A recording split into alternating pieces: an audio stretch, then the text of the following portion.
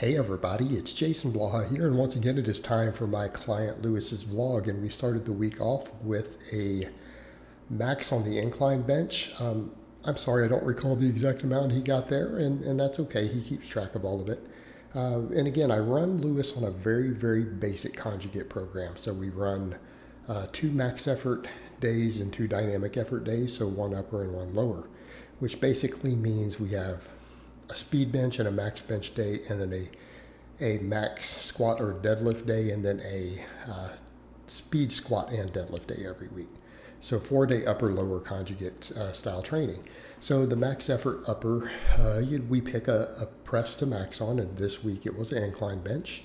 Afterwards he does sets of 10 on pause benching. Then we do chins, right? We do chin ups, and he just does body weight chin ups. We do J-arm presses for his triceps, some barbell rows, and lateral raises.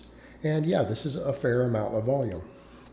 It's a lot of exercises to do. And the reason we do this many exercises is he only does 3 sets of each thing, number one. Number two, he's not a real advanced lifter. So, we can get away with larger amounts of volume, plus he's been bulking.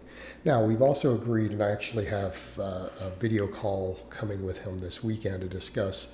It's kind of time for him to go over to maintenance. I feel like at his height and weight relative to his strength, we don't really want to gain any more body fat at this point. It's not really ideal. So we're going to focus on just recomposition. And it's often what I tell people, unless you're very advanced, I don't like lifters to cut. I really don't. And the reason is I would rather them focus on making continual progress. And if they're fairly lean and skinny and they need to gain weight, we bulk. When they're at a point where we don't want to gain any more body fat, we should recomposition until they get to a point where they say, hey, I need to cut for whatever reason. I have a look or a weight class or whatever they want to do, in which case then we do that. But again, there's reasons I don't like people to cut who don't need to do so their first few years of training. And it's because it interferes with the process of laying down really solid gains in a base. And I know a lot of younger guys don't want to hear that because they want ripped abs and everything, but the reality is they're really shortchanging their gains if they do it that way. All right, we got some good squatting in, pause squats, and I think he got around either 135 or 145 kilograms. I forget which, but we're happy with that. We're up in that 3-plate squat range, and we did it with a pause. It's done deep. And then afterwards, for supplemental work, we do split squats. Now, in his case, I let him do them with dumbbells. We get some grip training out of it.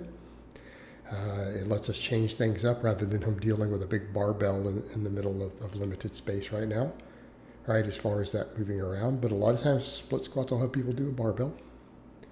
But again, dumbbells work just as well. Let's us get some grip training in sometimes. So we do that.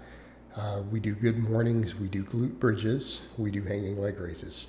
So even then, people will notice our work is pretty high. It's pretty high. This is more total work than I do. Again, by comparison in my own vlogs. But again, I'm quite a bit more advanced lifter. I'm moving big numbers every single workout. So, and plus I'm in my late 40s, so the recovery is a little bit different. Right, it's very, very different in terms of the total work being done per set.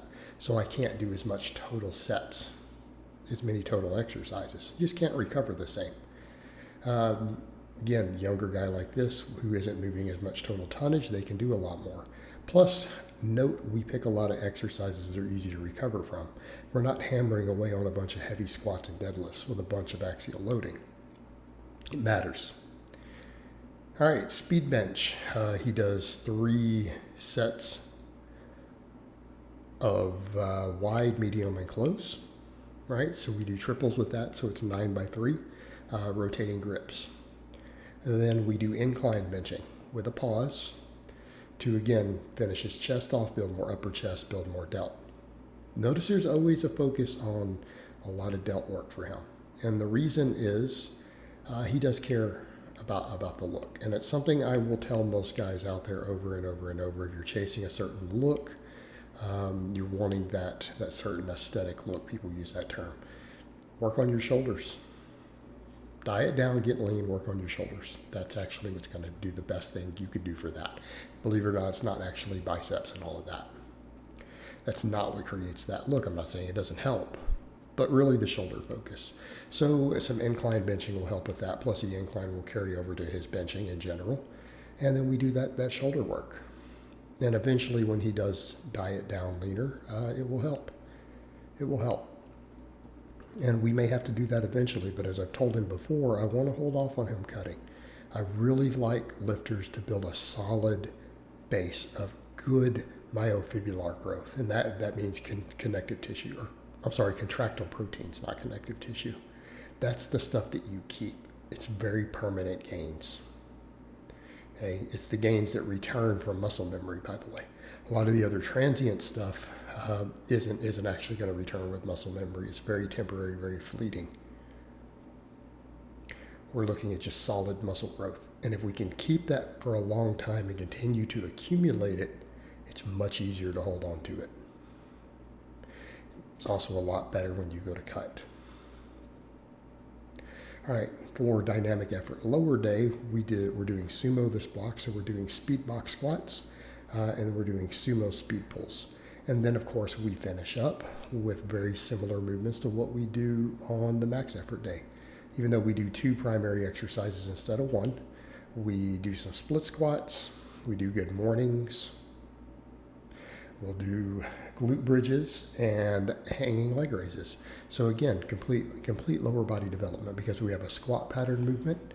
Now, granted, we get some of that from the speed work, right? The speed squats definitely work quads and adductors. Sumo pulls do. I mean, even the conventional speed pulls do to some extent. So we have all of that, but then we go ahead and we do a split squat to build those areas up further. We have a primary hip hinge pattern in here also with a good morning. And then I'm doubling down on glute bridges. Now, in his case, we kind of come back over to just like we see doubling up on movements a little bit for upper body. All right, I have 2 large posterior chain exercises here. I wouldn't necessarily do that with a more advanced lifter. We might just focus on 1 at a time. But again, he's got the recovery to handle it right now. As we get stronger, becomes a bit of a problem, and we would want to focus on just one or the other. Okay, so again, to make this very, very clear, this does have to do with the level of advancement he's at and the fact that he has been bulking. And we may scale some of this back a little bit. Right? We may scale some of this back once the bulk ends and we go to recompositioning. All right, guys, but that's really all I have to say on that today. I hope it's been informative, and I will talk to you guys next time.